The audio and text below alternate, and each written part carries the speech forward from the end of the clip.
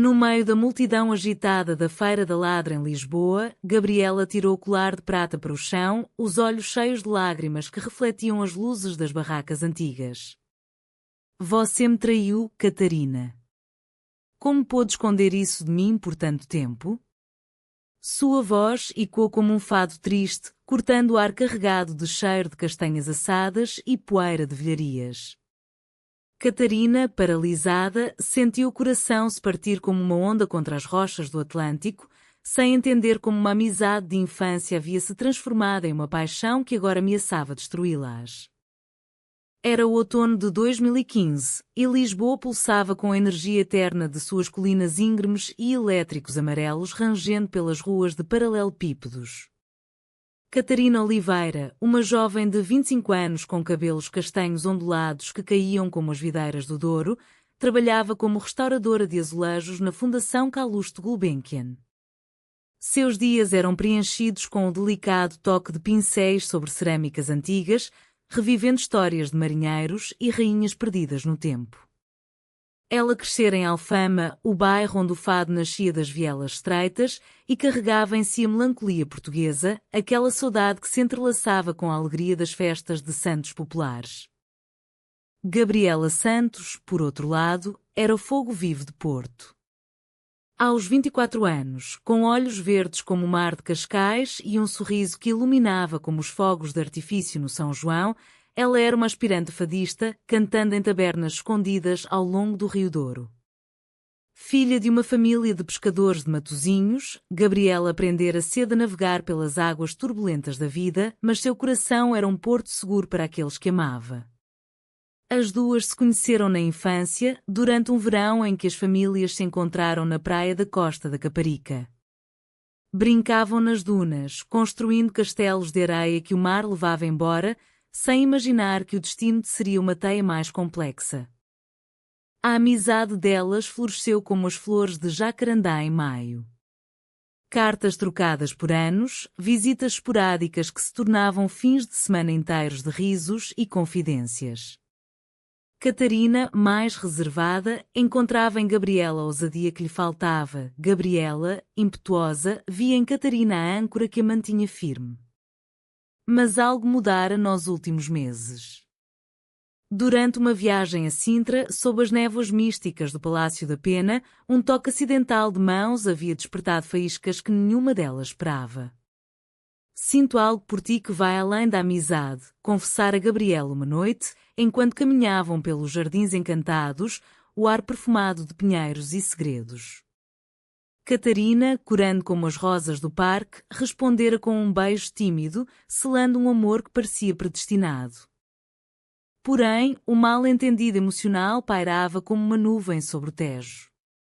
Catarina, pressionada pela família conservadora, pais que ainda frequentavam a missa na sede de Lisboa e viam o amor entre mulheres como um pecado sussurrado nas sombras, escondera uma carta de um antigo pretendente, Miguel, que reaparecera em sua vida. Não era traição, mas medo. Medo de perder Gabriela, medo de enfrentar o julgamento da sociedade portuguesa, onde o progresso das leis igualitárias contrastava com as tradições arraigadas em vilarejos e cidades antigas. Gabriela, ao descobrir a carta por acidente, interpretara como infidelidade, um golpe que ecoava as histórias de fado sobre amores perdidos e corações partidos. Enquanto o sol se punha sobre a ponte 25 de Abril, Catarina corria pelas ruas de Bairro Alto, o eco de seus passos misturando-se aos sons de guitarras portuguesas. Ela precisava encontrar Gabriela antes que o mal-entendido as separasse para sempre. Lembrou-se das noites em que cantavam juntas uma casa portuguesa ao redor de uma mesa com bacalhau e vinho verde, rindo das desventuras da vida. Agora, tudo parecia desabar como as muralhas de um castelo antigo. No dia seguinte, Gabriela partiu para Porto, o coração pesado como as âncoras dos barcos no cais. Sentada no comboio que serpenteava pelo Vale do Douro, ela olhava as vinhas douradas, pensando em como a paixão ardente nascera de uma amizade inocente. «Por que não me contou?» murmurava para si mesma, as lágrimas caindo como gotas de chuva atlântica. Em Lisboa, Catarina mergulhava no trabalho, restaurando um painel de azulejos que retratava uma história de amor proibido entre uma nobre e uma plebeia no século XVI. Cada traço do pincel era uma reflexão sobre sua própria vida, sobre como o amor, em Portugal, sempre dançava entre a tradição e a liberdade. Meses passaram e o inverno chegou com as chuvas que lavavam as ruas empedradas. Gabriela, em Porto, dedicava-se ao fado, compondo canções que falavam de saudade e traição.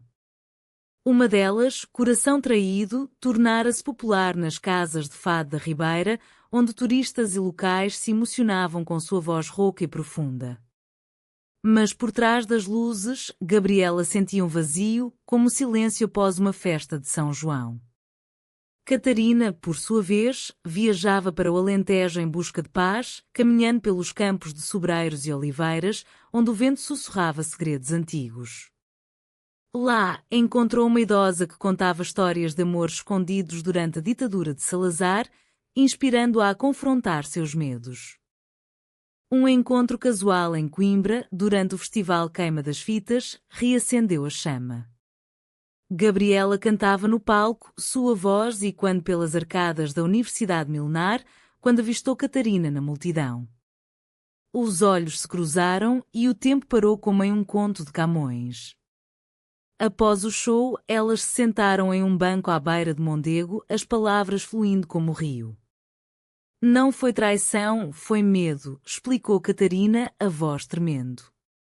Gabriela, tocada pela vulnerabilidade, admitiu seu ciúme impulsivo, nascido de inseguranças profundas. Mas o conflito não terminara. A família de Catarina descobrira tudo através de uma carta anônima e o pai, um homem rígido moldado pelas tradições do Minho, exigia que ela rompesse o laço. Isso não é para nós, filha. Pense na nossa honra, dissera ele, os olhos cheios de uma tristeza ancestral. Gabriela enfrentava o mesmo em Porto, onde amigos conservadores sussurravam julgamentos atrás de copos de Porto. O mal-entendido inicial evoluíra para uma batalha maior contra as correntes sociais que ainda prendiam muitos corações em Portugal. Catarina decidiu lutar. Escreveu uma carta aberta para o jornal local, falando de amor sem fronteiras, inspirada nas revoluções de abril de 1974. A repercussão foi imensa, apoio de jovens progressistas em Lisboa, críticas de tradicionalistas no interior.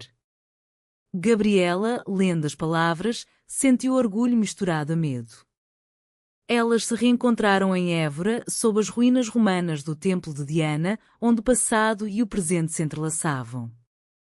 Vamos enfrentar isso juntas, juraram, selando com um abraço que carregava a força das ondas do Atlântico.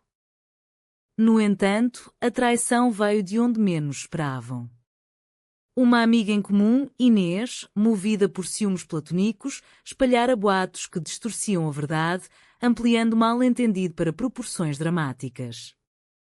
Inês, que sempre invejara a conexão delas, confessara tudo em uma noite chuvosa em Cascais, pedindo perdão com lágrimas nos olhos. Eu estava perdida na minha própria dor, admitiu.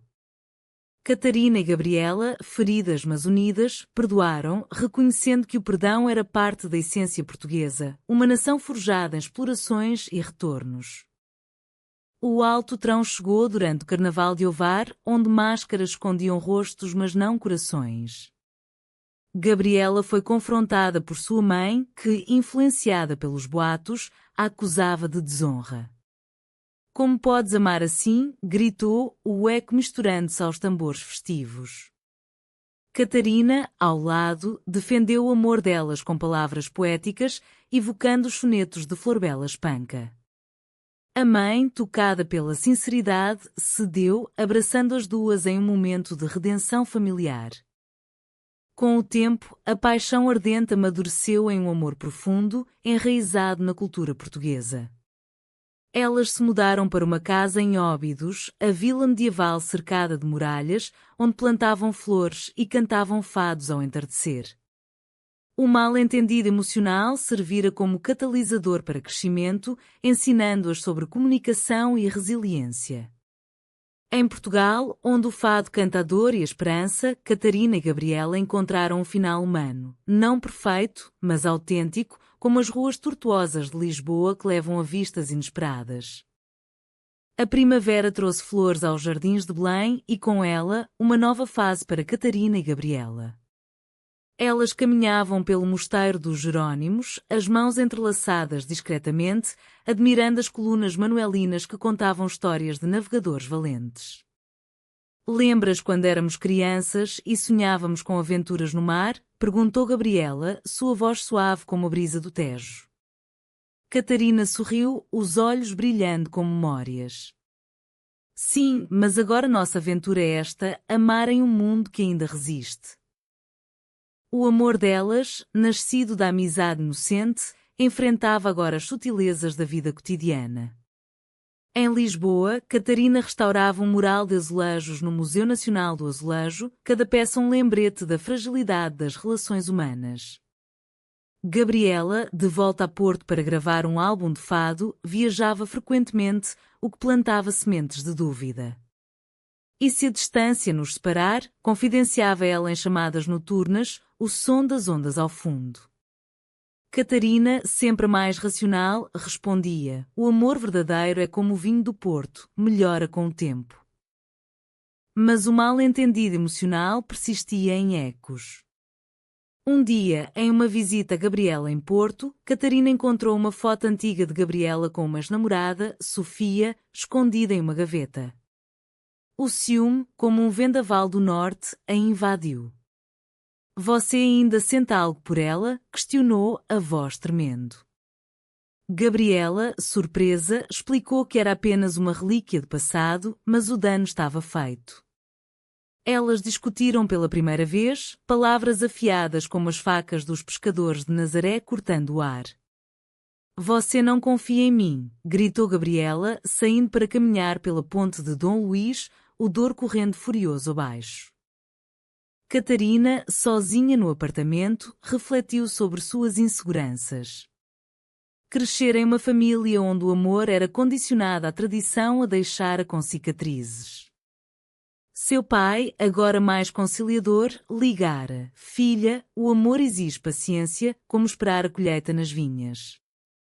Inspirada, ela viajou para o Minho, visitando as aldeias de granito onde a família Oliveira tinha raízes.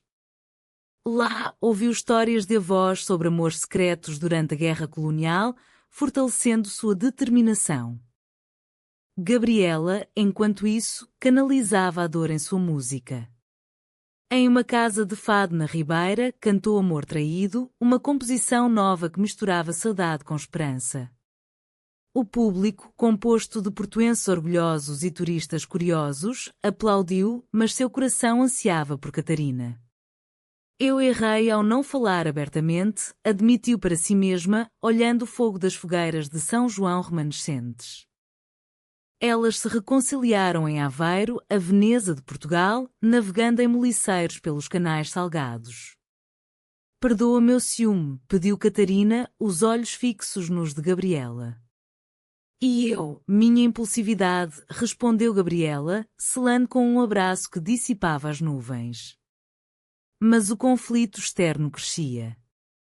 Inês, a amiga traidora, reapareceu, pedindo ajuda financeira após perder o emprego. Movidas pela compaixão portuguesa, elas ajudaram, mas Inês, ainda amarga, plantou mais sementes de discórdia ao contar mentiras para a família de Gabriela. A mãe de Gabriela, Dona Maria, uma mulher forte moldada pelas marés de Matosinhos, confrontou a filha. Essa Catarina está-te manipulando, ouvi dizer que ela tem outros interesses. Gabriela, furiosa, defendeu o amor. Mãe, isso é preconceito disfarçado de preocupação. A discussão escalou e quando as tensões sociais em um Portugal dividido entre o cosmopolita e o tradicional. Catarina, ao saber, viajou para Matosinhos, enfrentando Dona Maria em uma conversa franca à beira-mar. Seu amor por Gabriela é puro, mas o mundo nem sempre entende, disse Dona Maria, suavizando ao lembrar de sua própria juventude rebelde. O alto trão emocional veio durante a romaria de Nossa Senhora da Agonia em Viana do Castelo. Vestidas com trajes tradicionais, Catarina e Gabriela participaram da procissão, mas boatos espalhados por Inês causaram olhares hostis. Vocês não pertencem aqui, sussurrou alguém na multidão. Feridas, elas se refugiaram em uma capela antiga, onde Gabriela chorou. Porque o amor tem que doer tanto? Catarina, com lágrimas, respondeu, porque é real, como as ondas que moldam nossas costas. Elas decidiram confrontar Inês juntas, em uma reunião tensa em Braga, a cidade das catedrais. Inês, encurralada, confessou sua inveja. Eu sempre quis o que vocês têm. O perdão veio, mas com limites, uma lição de maturidade. Com o verão chegando, elas viajaram para o Algarve, relaxando nas praias de Faro, onde o sol curava feridas. O amor, agora mais forte, incorporava a resiliência portuguesa, como os sobreiros que resistem aos incêndios. O verão em Portugal era um festival de luz e cor e Catarina e Gabriela o viviam intensamente. Em Lagos, no Algarve, elas exploravam grutas marinhas, o barco balançando como seus corações outrora instáveis. Aqui, longe de tudo, sinto que podemos ser nós mesmas, disse Gabriela, mergulhando nas águas turquesa. Catarina, boiando ao lado, concordou. Sim, mas o verdadeiro teste é voltar à realidade.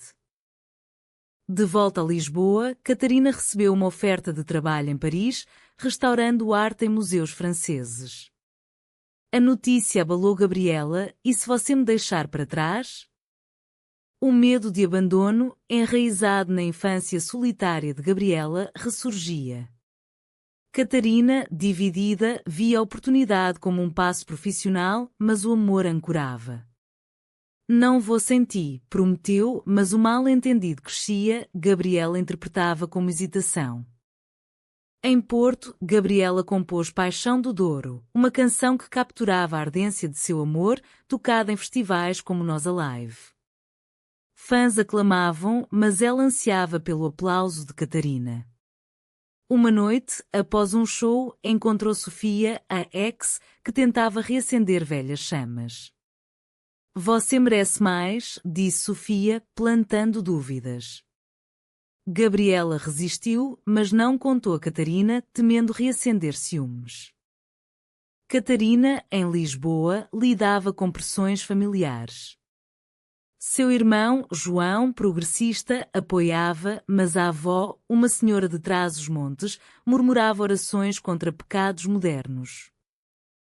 O amor é amor, avó, argumentava Catarina, evocando a tolerância crescente em Portugal pós-legalização do casamento igualitário. Mas as palavras feriam como espinhos em uma coroa de flores. O conflito escalou quando Gabriela, em uma viagem em Madeira, enviou fotos com amigos, incluindo Sofia. Catarina, vendo nas redes sociais, sentiu traição. Você mentiu, acusou em uma chamada furiosa. Gabriela, defensiva, retrucou. É só amizade, como a nossa começou. A discussão terminou em silêncio, o Oceano Atlântico separando-as mais que quilômetros. Inspiradas pela cultura, elas buscaram refúgio na literatura.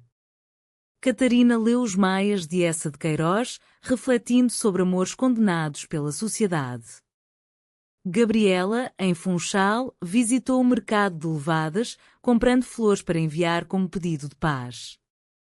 Perdão por duvidar, escreveu no bilhete. Catarina, tocada, viajou para a Madeira, onde se reconciliaram sob as cascatas, a água lavando mágoas. Mas a traição externa persistia. Inês, agora distante, vazou e-mails privados para um blog local, distorcendo o relacionamento como escândalo.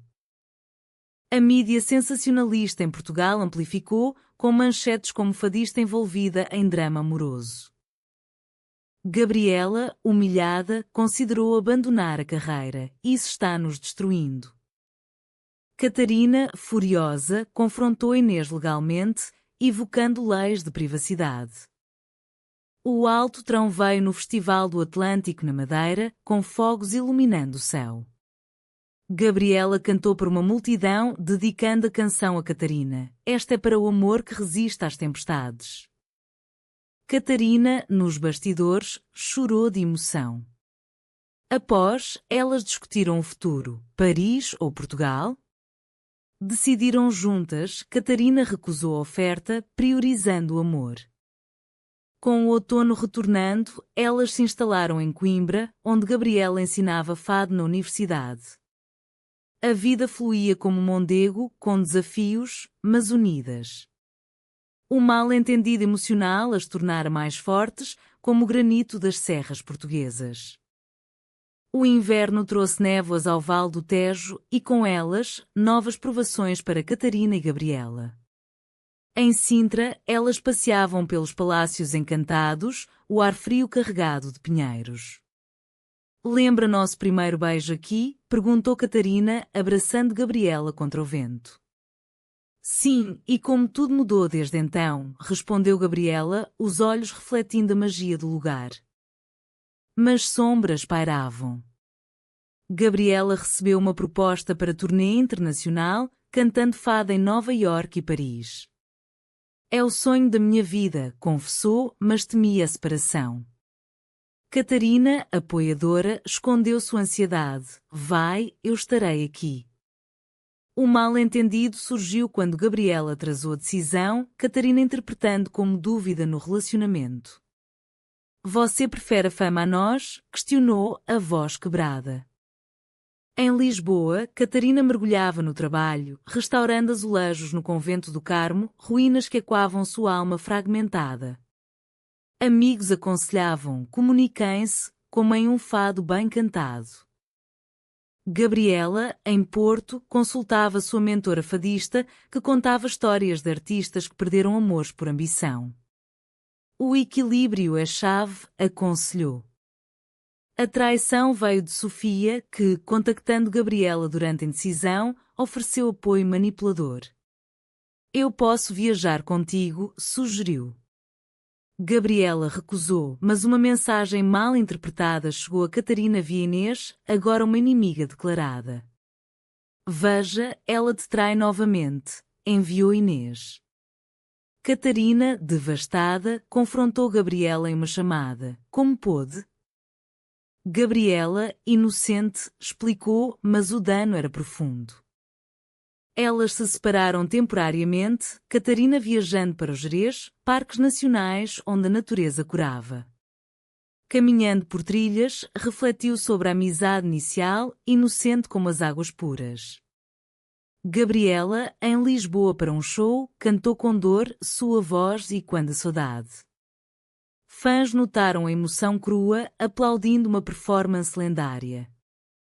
A reconciliação aconteceu em Tomar, no Convento de Cristo, símbolo de mistérios templários. "Eu recusei a turnê por nós", revelou Gabriela. Catarina, tocada, admitiu seus medos. "Eu temi te perder." Elas juraram transparência, como os vitrais claros da capela. Mas o conflito social escalou. Famílias pressionavam, o pai de Catarina ameaçava deserdá-la, Dona Maria boicotava shows. Elas participaram de um evento LGBT em Lisboa, marchando na PRID, ganhando apoio da comunidade. "Portugal muda, mas devagar", comentavam. O Alto Trão foi durante a Semana Santa em Braga, procissões solenes. Inês apareceu, pedindo redenção: "Eu errei por solidão." Perdoadas, mas cautelosas, elas ajudaram a encontrar paz. Com a primavera, o amor floresceu novamente, enraizado na humanidade portuguesa, imperfeita, mas redentora. A primavera renovou esperanças, e Catarina e Gabriela planeavam um futuro juntas. Em Óbidos, a vila de chocolate e livros, elas compraram uma casa, decorando com azulejos restaurados por Catarina. "Aqui construiremos nossa história", disse Gabriela, plantando flores no jardim. Catarina, sorrindo, respondeu, como um livro de Saramago, cheio de camadas. Mas desafios persistiam. Gabriela gravava um álbum, estressada com prazos. Catarina, ajudando, sentia-se negligenciada. Você vive para a música, reclamou. O mal-entendido emocional reapareceu, Gabriela via como falta de apoio. Discussões acaloradas ecoavam nas muralhas medievais. Em uma viagem a Évora, elas visitaram a Capela dos Ossos, refletindo sobre a efemeridade da vida. Não desperdicemos tempo com brigas, concordaram. Mas Sofia reapareceu, convidando Gabriela para uma colaboração. É profissional, justificou Gabriela, mas Catarina duvidou.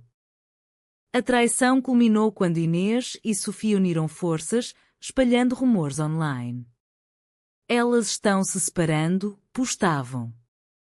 A mídia pegou e Gabriela enfrentou escrutínio em Interviews. Nosso amor é privado, defendeu. Catarina, ferida, isolou-se em Monsaraz, vilarejo alentejano, contemplando estrelas.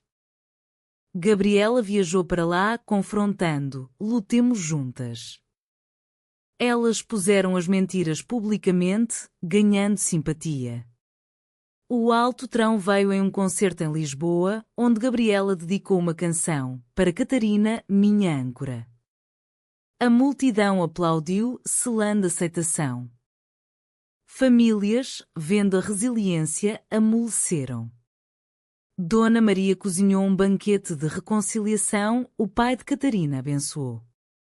O amor, da amizade à paixão, triunfava, humano e português em sua essência. O verão final trouxe paz duradoura. Em Cascais, elas caminhavam pela praia, ondas lambendo pés. Da inocência à ardência e agora à serenidade, refletiu Catarina. Gabriela, abraçando-a, concordou, com mal-entendidos superados. Elas viajaram por Portugal, de norte a sul, celebrando a cultura, fado em Alfama, vinhos no Douro, festas no Algarve. O amor amadurecido incorporava lições de perdão e comunicação. Inês, redimida, tornou-se aliada, Sofia, distante. Em um casamento simbólico em Sintra, sob as névoas, juraram eternidade. Famílias presentes, sociedade aceitando.